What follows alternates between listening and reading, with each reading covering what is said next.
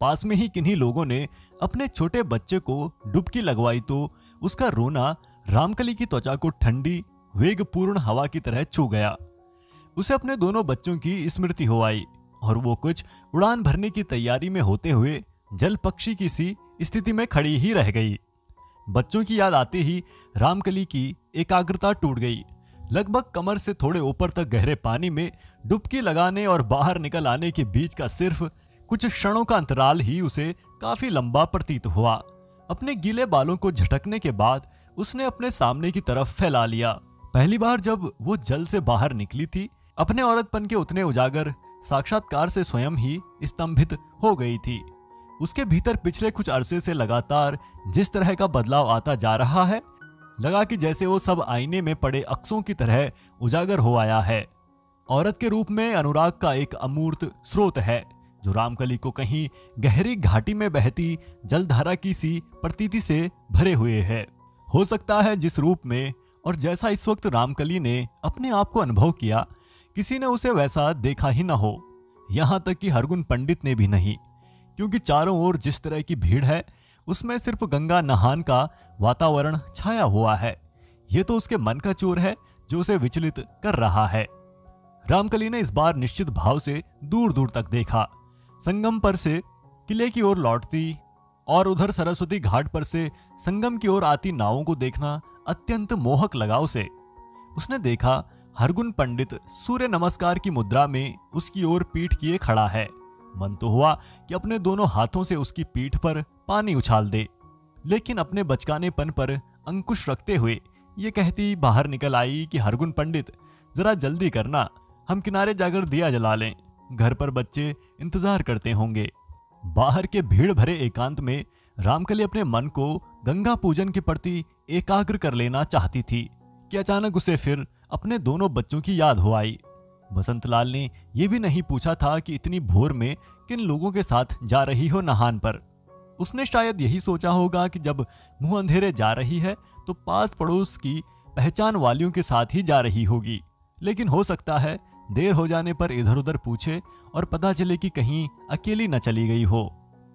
रामकली ने महसूस किया कि जब तक रात थी और रात का धीरे धीरे बीतना था, तब तक सारा ध्यान हरगुन पंडित पर केंद्रित था और लगातार एक स्वप्न में होने की सी प्रतीति थी। ज्यों-ज्यों धूप गहरी होती जाती है, मन बसंतलाल और बच्चों की ओर मुड़ता है। घर लौटने की उतावली बढ़ती जाती है। चारों तरफ कीर्तन भजन की धुनों का शोर लाउड स्पीकरों की अधिकता के कारण गड्ढ-मड्ढ होता चला गया है। किसी भी तरह के गोपनीय वार्तालाप की इस माघ मेले में एकांत से भी ज्यादा सहूलियत हो सकती थी, लेकिन रामकली को लगा कि अकारण ही उसका मन उचाट हो आया है और बातें करने का उत्साह नहीं रहा। हरगुन पंडित के किनारे आने तक रामकली दिया अगरबत्ती कर चुकी थी। रामकली के अनुरोध पर हरगुन पंडित ने विधिवत गंगा पूजन किया और प्रसाद आगे बढ़ाया तो रामकली ने हल्के से मुस्कुराते हुए हरगुन पंडित के पांवों पर अपने दोनों हाथ रखे। जब तक मैं हरगुन पंडित ने जीती रहो सदा सुहागिन बनी रहो कहा, रामकली ने अपने हाथ ऊपर उठाकर आंचल छोर में बंधे पैसे बाहर निकाल लिए। अपनी दक्षिणा ले लो हरगुन पंडित। हाथ में दक्षिणा लिए किंचित आत्मगरिमा की सी मुद्रा में हो आई रामकली की ओर एकटक देखते हुए हरगुन पंडित को बांध मार्ग पर से वापस मुड़कर एलनगंज और सोहबतिया बाग के बीच के अंधेरे और सन्नाटे में रामकली के साथ का चलना याद आया। रामकली का वो खिलखिलाना याद आया जो संतोषी माँ के मातृपट को शरीर पर से चील की तरह ले भागता हुआ सा प्रतीत होता था। हरगुन पंडित के मन का असमंजस चेहरे पर उभर आया। रामकली ने अपने दोनों हाथों को आगे बढ़ाकर दक्षिणा को धीमे से हरगुन पंडित के दाएं हाथ में थमा दिया। नहाने के बाद वर्षा के थम चुकने पर की वनस्पति किसी ताजगी में दिखती हुई रामकली की लंबी उंगलियों के स्पर्श को हरगुन पंडित सिर्फ झेलता ही रह गया। रामकली बोली, ये तो दस्तूर है हरगुन पंडित, रीति तो निभानी ही चाहिए ना, अब हमारा जी न दुखाओ।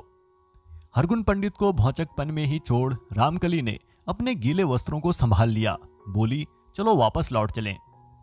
बड़े हनुमान जी के मंदिर तक आते ही रामकली ने निगम चौराहे के पीछे वाली सड़क पर रहने वाली कई जान पहचान की औरतों को देख लिया और सिर्फ इतना कहती हुई तेजी से उनकी ओर निकल गई, अब तुम चलो हरगुन पंडित, हम जान पहचान वालियों के साथ लौट चलेंगी। हरगुन पंडित को लगा रामकली उसे एक दलदल तक पहुंचाकर उसकी नियति पर छोड़ गई है। उसका मन हुआ कि वो भी तेजी से आगे बढ़े और रामकली की बगल से ये कहता हुआ निकल जाए कि अच्छा बेवकूफ बनाया तुमने हमको रामकली, आइंदा से हरगुन पंडित पुकारने की कोई जरूरत नहीं। तुम अपने घर भली, हम अपने घर। लेकिन सारा विषाद सिर्फ मन में घुमड़ कर रह गया और हरगुन पंडित उस दिशा में मुंह किए खड़ा रह गया जहां रामकली के जाते हुए होने का अब सिर्फ एहसास भर पीछे छूट गया था। जब तक मैं हरगुन पंडित अपने आप में वापस लौटता, बांध के उस पार औरतों का वो पूरा झुंड आंखों से ओझल हो चुका था। रिक्शा कोठरी के सामने रोककर भूरे ने काफी जोर से घंटी बजाई थी। कहीं उसके मन में भी था कि बच्चों को उनकी मां के वापस आने की सूचना देने का श्रेय उसे मिले। बच्चे कमरे में सोए भी होंगे तो जाएंगे और तेजी से बाहर की ओर लपकेंगे और रामकली को देखते ही चौंकेंगे कि बाबू के साथ रिक्शे में ये कौन औरत बैठी है। बड़का रत्ना तो शायद तुरंत पहचान भी ले, लेकिन भूरे का सोचा सोचा ही रह गया। बच्चे शायद बाहर खेलने निकल चुके थे। स्वयं रामकली अब असंतुलित हो आई थी। घर का दरवाजा किसी सयानी औरत की सी आंखों से घूरता लग रहा था। यह दरवाजा उसके अतीत में काफी दूर तक दखल रखता है। पहली बार जब अपने बीमार पिता के लिए चाय लेने आई थी इस कमरे में और बसंता को करीब से देखा था, और फिर जब दो बच्चों की मां इसी दरवाजे के भीतर हुई। और हाँ, वो दिन भी याद है रामकली को जब इसे अपने हाथों से चोरों की तरह बंद करके कमला पहलवान के घर चल पड़ी थी। रामकली कुछ विचलित हो आई। बसंत लाल के साथ आने का निर्णय लेते हुए उसने इस बात की कल्पना भी नहीं की थी कि बच्चों का सामना करते हुए वो इस तरह विचलित होने लगेगी। आज वो एक लंबे अंतराल के बाद यहाँ वापस लौटी है। बसंत लाल से उसने चौक में भेंट के समय ही स्पष्ट रूप से कह दिया था कि वो शायद ज्यादा देर तक इस बार भी नहीं रुक पाएगी। बच्चों के सवाल को बसंत लाल जिस तरह से उसके आगे करने की कोशिश करता है, रामकली को वो चालाकी बरतना लगता है। पिछली बार भी अचानक ही भेंट हुई थी। दशहरा उन दिनों सारे शहर पर छाया हुआ था। रामकली कटरा रामदल देखने गई तो थी कमला पहलवान के साथ साथ, लेकिन कमला पहलवान उसे चौमुहानी पर राम आश्रय के घरवाली के साथ बिठाकर चौक निकल गया था। बसंत लाल जाने किधर से आ रहा था कि रामकली को एकाएक दिख गया था। औरतों की भीड़ में से वो थोड़ा अलग निकल आई थी और परिचितों के से लहजे में सिर्फ इतना पूछ लिया था, क्यों, कहां से आ रहे हो?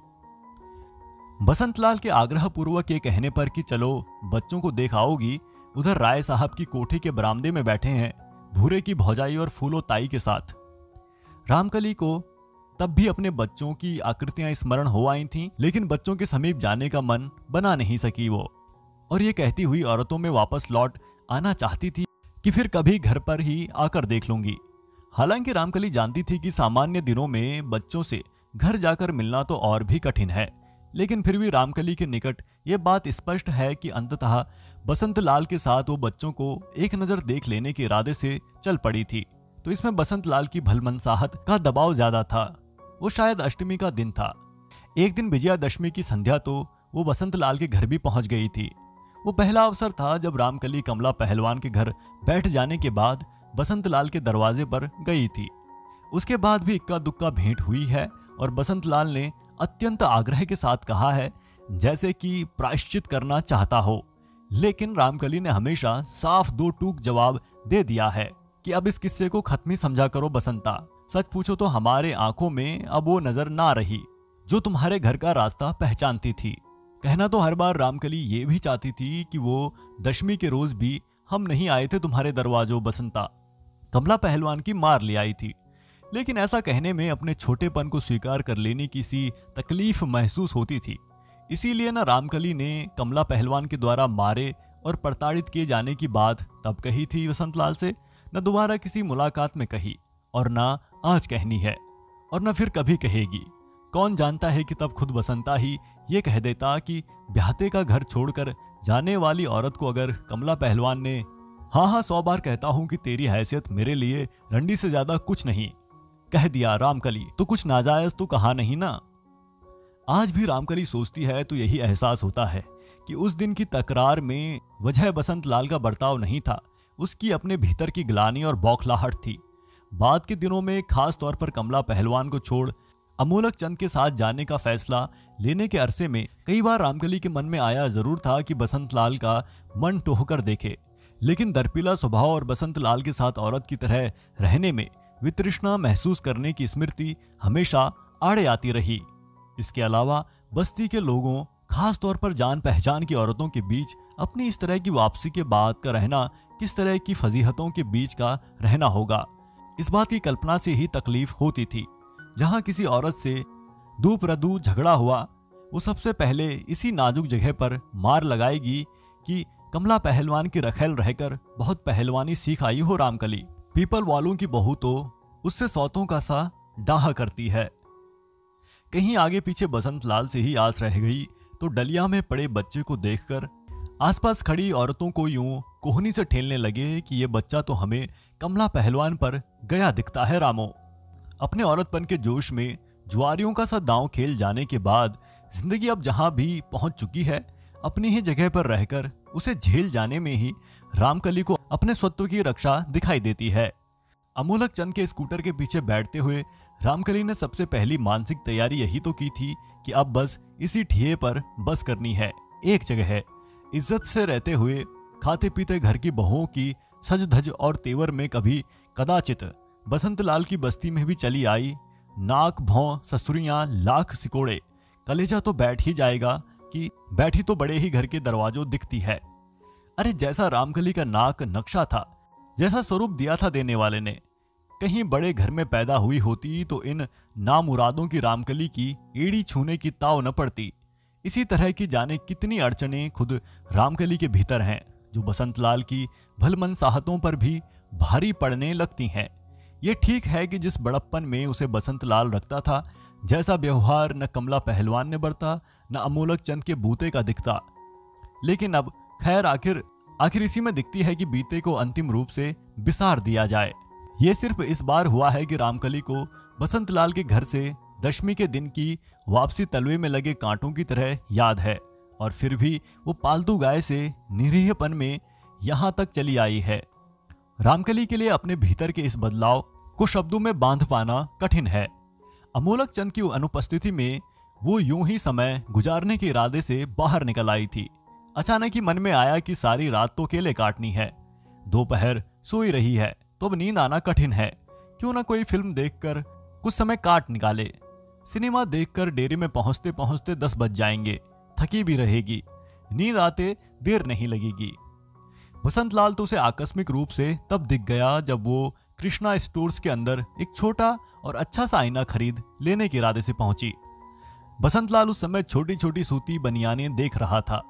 पीठ चूंकि उसकी इस तरफ थी, इसलिए रामकली उसे पहचान नहीं पाई, अन्यथा वो चुपचाप नीचे उतरकर कहीं अन्यत्र चली गई होती। बसंत लाल के दिख जाने का अर्थ यही होता है कि वो घर चलने का आग्रह करे, और आग्रह भी ऐसे आत्मीय स्वर में कि जैसे उसके मन में रामकली के प्रति कहीं नफरत या कुढ़न की भावना न हो। रामकली को उसका स्वभाव आश्चर्यजनक लगता है। उसके चेहरे या आंखों में कहीं भी किसी तरह की अप्रियता या आत्मपीड़न की यंत्रणा उसे कभी दिखाई नहीं दी है। न उसकी आवाज या कहने के ढंग से ही कोई ये कल्पना कर सकता है कि वो अपनी उस पत्नी से बातें कर रहा है जो उससे जरा जरा सी बातों पर झगड़ करके घर से पलायन कर गई। सिर्फ पलायन ही नहीं, बल्कि पहले तबेले वाले कमला पहलवान और अब कल्याणी देवी वाले अमोलक चंद ठेकेदार से उसके अनैतिक संबंधों की बात जान पहचान के लोगों से भी छिपी नहीं रह गई। विचित्र बात यह भी है कि न वो उसके तिलियरगंज वाले डेरे पर कभी गया, उसे वापस बुलाने या किसी प्रकार का झगड़ा फिसाद करने, और अब लगभग 3 महीने बीतने को हो आए हैं, न वो कभी कल्याणी देवी वाले ठिकाने की खोज में दिखा है।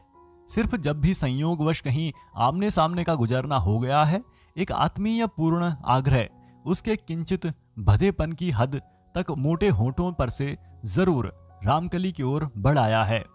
रामकली चल बच्चों को देख आएगी। आज भी ऐसा ही हुआ है।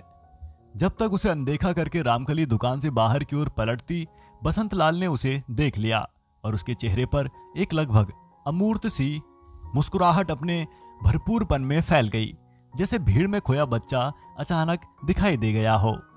बसंत लाल की तरफ से अब न कोई प्रतिरोध है और न आग्रह है। अपनी ओर से रामकली उसे छोड़ चुकी है। लगभग वापस मुड़कर न देखने की सी निश्चयात्मकता के साथ। बच्चों का मोह जरूर समय समय पर जागता रहा है, मगर जीवन के बीतने के साथ जैसे वो भी धीरे धीरे मध्यम पड़ता चला गया। हाँ, बसंत लाल की तरफ से इतना तय है कि वो बच्चों को छोड़ नहीं सकता, और रह गई रामकली, उसके भीतर इतना लगाव कभी शायद रहा ही नहीं कि बच्चों के बिना जी न सके। वो तो सिर्फ इतना जानती है कि पुरुष विहीनता का बोझ ढोना उसके बस में नहीं। यूं अंतिम रूप से घर छोड़ने का फैसला लेने के बाद मां की सी आग्रहशीलता जताने की औपचारिकता भर में उसके घर छोड़ने के दिनों एक बार इतना अवश्य कहा था कि मैं बच्चों को भी साथ लेती जाऊं। बस सिर्फ इतने से ही शांत बैठे हुए बसंत लाल की आंखें पत्थरों जैसी सख्त हो आई थीं, और उसने निहायत निर्णयात्मक स्वर में कह दिया था कि रामकली, तू अपने बाप की धरोहर थी, तुझे मैंने बंधनों से मुक्त किया। जो तुझे अच्छा लगे, मैं कभी तेरे आड़े आऊंगा नहीं, मगर ये बच्चे मेरे हैं। मेरे मरने से पहले तो इन्हें कोई मुझसे जुदा कर नहीं सकता। रामकली को यही लगता है कि एकाएक भेंट होने पर बसंत लाल के आग्रह को जो वो एकाएक टाल नहीं पाती है, उसकी तह में जितना बड़ा कारण बच्चों के देख आने का एक हलघंट की तरह कहीं भीतर शेष रह गया मोह है, बसंत लाल की सदाशयता और सहनशीलता का उससे कम दबाव नहीं। बसंत लाल ने जल्दी जल्दी 2 छोटी बनियाइनें और एक बट्टी साबुन, 50 ग्राम टॉफियां एक लिफाफे में रखवा ली, तो रामकली समझ गई ये उतावली उसी के लिए बरती गई है। वो सहज भाव से आगे बढ़ाई और बसंत लाल के हाथ में थमा हुआ 5 का नोट उसने वापस उसकी मुट्ठी में भींच दिया। खुद एक 10 रुपए का नोट आगे बढ़ाते हुए बोली, एक पैकेट बढ़िया वाले बिस्कुटों का और रख देना, थोड़ी टॉफियां भी। बसंतलाल आपत्ति करने को होंठ खोल ही रहा था कि रामकली धीरे से मुस्कुरा दी, तुम्हारे साथ चलना तो होगा, ये चीजें बच्चों के लिए मैं लेती जाऊंगी। बाहर निकल आने पर बसंतलाल ने पूछा, तुम किसी खास काम से तो नहीं आई हो? रामकली बोली, दिन भर बेकार बैठे बैठे जी उब गया था, सिनेमा देखने की सोचकर निकल आई थी, मगर इस वक्त तुम मिल गए हो तो तुम्हारे साथ चलूंगी। अमोलक चंद कल तक के लिए बाहर गया हुआ है। ए रिक्शे वाले, क्यों भैया, ममफोर्डगंज की तरफ चलोगे? बसंतलाल ने रामकली का रिक्शे वाले को बुलाने की मुद्रा में उठा हुआ हाथ धीमे से नीचे को कर दिया। उसे मत बुला रामकली, मैं खुद रिक्शा लेते आया हूं, वहीं रूपवानी सिनेमा के सामने रुका हुआ है। तुझे कौन सा सिनेमा देखना था? बढ़ती हुई भीड़ और संकरे रास्ते के कारण रामकली को थोड़ा सा एक ओर हट जाना पड़ा। जीरो रोड वाली मुख्य सड़क गिनती के कदमों के फासले पर थी। वहां तक रामकली चुपचाप चलती रही, वो भी कुछ नहीं बोला, मगर ज्यों ही दोनों जीरो रोड पर पहुंचे, रूपबानी की तरफ मुड़ते हुए बसंतलाल को उसने रोक लिया। सुनो, अपना रिक्शा तुम यहीं किसी दुकान या सिनेमा के अहाते में जमा करवा दो। तुम आगे से रिक्शा खींचते रहो और मैं बैठी रहूं, कुछ अच्छा नहीं लगेगा। यहां से कोई दूसरा ही रिक्शा कर लो, पैसे मैं दे दूंगी। उसका चेहरा थोड़ा सा सख्त हो आया। रामकली का अहंकार उसे अक्सर विचलित कर देता है। एक सीमा तक बर्दाश्त करने के बाद वो भी कुछ कहने पर उतर आया था, तो बस फिर रामकली थमती नहीं थी। गुस्से में उसका चेहरा तन आता है, आंखें आकाश से डबडबा उठती हैं। कठोर शब्दों के बोझ से उसके पतले से सांवले होंठ बाहर की ओर फैल जाते हैं। रामकली की पुरानी छवि बसंतलाल को अभी भूली नहीं है। वो नहीं चाहता कि आज किसी तरह की तनावपूर्ण स्थिति आए। उसने मन में निश्चय सा कर लिया कि आज रामकली जैसी सहजता में बच्चों के पास चलने को तैयार हो गई है, वैसे ही अपने डेरे पर वापस चली आए। हालांकि वो जानता है कि रामकली पिछली बार सिर्फ इसलिए नहीं लौट आई थी कि वो भी कुछ क्रुद्ध हो गया था, बल्कि अपने स्वभाव और रहन सहन के ढंग से वो लाचार हो चुकी है। मगर उसे अपने भी कुपित हो आने पर एक हल्का सा पश्चाताप लगातार अनुभव होता रहा है कि शायद अन्यथा रामकली उस तरह न लौट जाती। रामकली अपनी जगह रुकी रह गई, तो वो सिर्फ इतना ही बोला, तू आ तो सही, रिक्शा मैं नहीं चलाऊंगा, भूरे साथ है। जब कभी मैं फुर्सत में होता हूँ या प्रेस का काम करता हूँ, तब भूरे को दे देता हूँ चलाने को। मेरे साथ आया हुआ है, रिक्शा वही देख भी रहा है। यहाँ सिनेमा के अहाते में रिक्शा रखने भी नहीं देते, कहीं रख भी दो, लौंडे लपाड़े घंटी चैन निकाल ले जाते हैं। अपनी बात पूरी करते न करते एकाएक उसे आशंका हुई कि रामकली कहीं ये न कह दे कि घंटी और चैन के पैसे मुझसे ले लेना। पहले भी ये अक्सर यही करती रही है। जहां किसी खर्च की मद में बसंतलाल ने कटौती करने की कोशिश की नहीं कि वो तुरंत अपनी कमर में से धोती का किनारा बाहर खींच लेती थी। बाकी जो लगते हो मुझसे लेते जाओ। कुछ हड़बड़ाहट की सी मुद्रा में वो एक सांस में कह गया, ये रिक्शा मेरा खुद का खरीदा हुआ है। कुल मिलाकर 850 का बैठा था, मगर दूसरे रिक्शे वाले भी यही समझते हैं कि बढ़िया कसा गया है, इबल बैरल है, चढ़ाई पर भी टींच कर नहीं चलाना पड़ता। राय साहब के यहाँ तो मुश्किल से वही 8 की सुबह से लेके संध्या के 5 तक की ड्यूटी भरनी पड़ती है। यूं तो किराए का रिक्शा मिल जाता है, पहले हम लोग किराए का ही चलाते भी रहे हैं। ये रिक्शा मैंने खरीद यूं लिया कि कुछ ऊपर की आमदनी हो जाए। अब भूरे चलाता है तो कुछ आमदनी हो ही जाती है। बच्चों को अपनी सामर्थ्य पहुंचते तक की पढ़ाई तो करवा ही देनी है। बड़का रतन तो पिछली बार तेरे सामने सामने ही स्कूल से वापस लौटा था ना। जब भी मौका रहता है बच्चों को रिक्शे से ही छुड़वा लिया लाता है भूरे। फूलोताई कहती भी है कि बसंतला को बड़े लोगों की सी हिर्स हो गई है। मेरा यह है कि एक भगवान का आसरा है, शायद है बच्चे किसी किनारे लग ही जाएं। अपनी बात पूरी करते करते बसंतलाल गहरे आत्मतोष से भर गया। उसकी आंखें थोड़ी सी नम हो आईं। रामकली ने इस बार गौर से उसकी तरफ देखा तो बसंतलाल को एकाएक याद आ गया कि पिछली बार झगड़े की शुरुआत इसी बात को लेकर हुई थी कि वो फटी हुई कमीज में ही स्कूल से लौटा था और रामकली का हाथ तुरंत अपनी धोती की किनारी पर पहुंच गया था। इसके लिए 1.25 गज 1.5 गज का साबुत टुकड़ा तो ले लिया होता। और उसके मुंह से भी ये बात निकल गई थी कि रामकली, जिनको तूने नाजायज औलाद की तरह छोड़ दिया, उनके ढके नंगे की चिंता बेकार में तू क्यों करती है। नई कमीज भी सिलवा रखी है। वो कुछ मैली पड़ी थी, पुरानी में ही चला गया। बस रामकली उसके बाद 2-3 मिनट भी सिर्फ इसीलिए रुक गई थी, शायद कि अपने अंदर इकट्ठा हो आए गुस्से को थूक सके। बसंतलाल क्षण भर में पिछली बार के घटित हुए को अपने भीतर ही भीतर दोहराकर ये कहता हुआ आगे को बढ़ गया, रामकली ऐसा कर, तू यहीं पर ठहरी रहना, जाना तो इधर से ही होगा, मैं रिक्शा यहीं लेवा लाता हूं। कुछ ही देर में बसंतलाल रिक्शे पर बैठा हुआ आ गया और दाईं ओर को सरकता हुआ रामकली से बोला, आ। रामकली के एक हाथ में सामान थमा हुआ था। एक पांव रिक्शे की पायदान पर रखते हुए उसने अपना दायां हाथ उसकी तरफ बढ़ा दिया। बसंतलाल ने हाथ खींचकर बिठा लिया तो रामकली की कई एक उंगलियों के धीमे से चटकने की आवाज उसे सुनाई दे गई और वो अपने अंदर से प्रतिरोध के बावजूद रामकली की मांसल और सांचे में ढली हुई सी उंगलियों पर से एकाएक अपनी दृष्टि हटा नहीं पाया। जब वो सतर्क होकर सामान्य मुद्रा में सामने की ओर मुंह करके बैठा तो रामकली की आंखों में कौंधता दर्प उसे साफ साफ दिख गया।